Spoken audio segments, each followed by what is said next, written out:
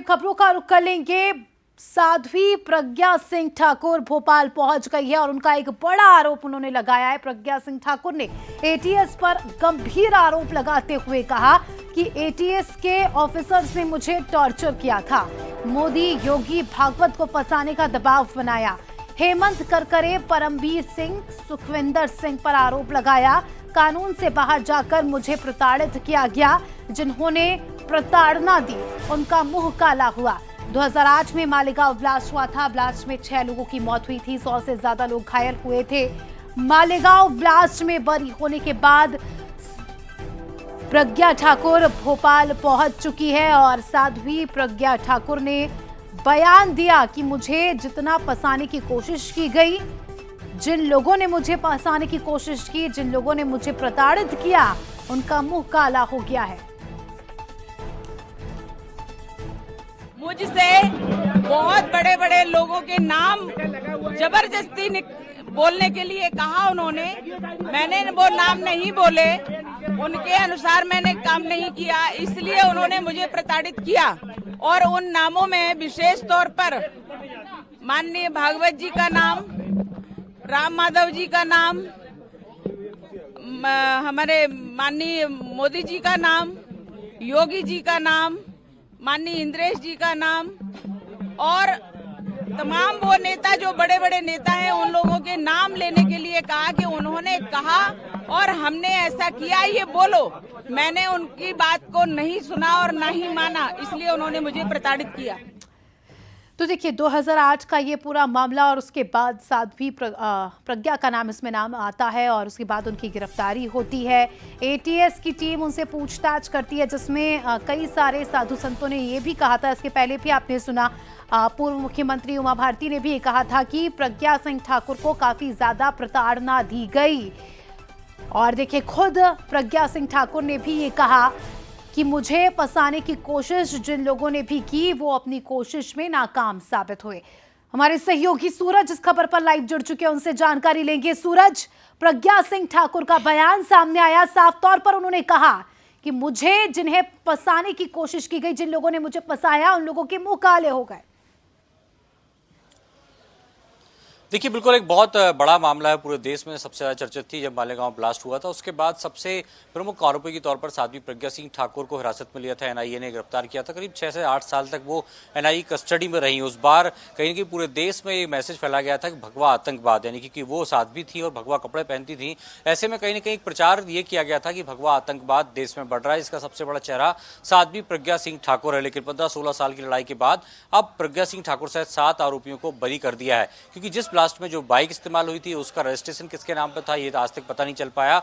ना ही जिस एक्सप्लोजिव के साथ ये ब्लास्ट किया था वो कहां से आया था वो भी पता नहीं कर पाई एनआईए। शायद यही कारण है कि 7 आरोपियों के सहित प्रज्ञा सिंह ठाकुर को बरी कर दिया। और अब जिस तरीके से प्रज्ञा सिंह ठाकुर का बयान सामने आया कि उन्हें कैसे एनआईए के जो अधिकारी हैं, एटीएस के जो अधिकारी हैं, वो प्रताड़ित करते थे और बड़े नेताओं के नाम उसमें शामिल करने की बात करते, जिसमें खासतौर से तत्कालीन गुजरात के मुख्यमंत्री रहे, वर्तमान में प्रधानमंत्री नरेंद्र मोदी हों या तमाम संघ के बड़े नेता, चाहे राम माधव दवे। जी, प्रतिक्रियाएं सामने आने लगी है सूरज। और साध्वी प्रज्ञा सिंह ठाकुर तो शुरू से कहती नजर आई है कि मैं निर्दोष थी, मुझे फंसाने की कोशिश की, हालांकि अब बरी हो चुकी है, राहत मिल चुकी है। शुक्रिया आपका जुड़ने के लिए और जानकारी के लिए।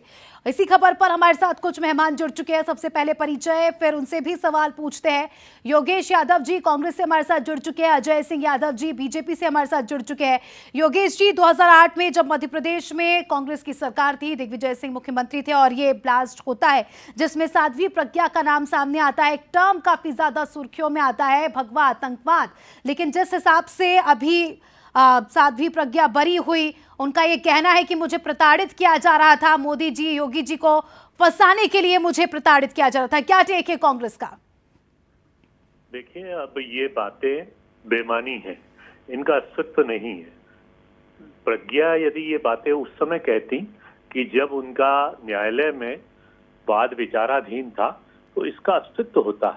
अब मुझे ऐसा लगता है कि चूंकि भारतीय जनता पार्टी से प्रज्ञा को आउट कर दिया गया है और वो मेन स्ट्रीम से राजनीति से अलग हो गई हैं, तो एक राजनीतिक दबाव बनाने के लिए, एक मानसिक दबाव बनाने के लिए उन्होंने इस तरीके के फार्मूले को अपनाया है। जबकि आप अच्छी तरह जानते हैं कि विशेष न्यायाधीश ए के लाहोटी ने अपने फैसले में प्रज्ञा ठाकुर को प्रताड़ित करने और दुर्व्यवहार करने के किसी भी आरोप को खारिज कर दिया था। अब इस तरीके की बात कहना ये एक तरीके से राजनीतिक दबाव की चेष्टा है, और ये इसलिए कि वो राजनीति में पुनः लौट आए। कार्रवाई प्रशासनिक तौर पर की गई थी, लेकिन उसमें प्रताड़ना जैसी कोई बात नहीं थी। उसके बाद जो न्यायालय का फैसला आया, वो फैसला आया है, लेकिन अब इन बातों को कहना बेमानी होगा। अजय सिंह यादव जी, क्या वाकई साध्वी प्रज्ञा ठाकुर दबाव बनाने की कोशिश कर रही है?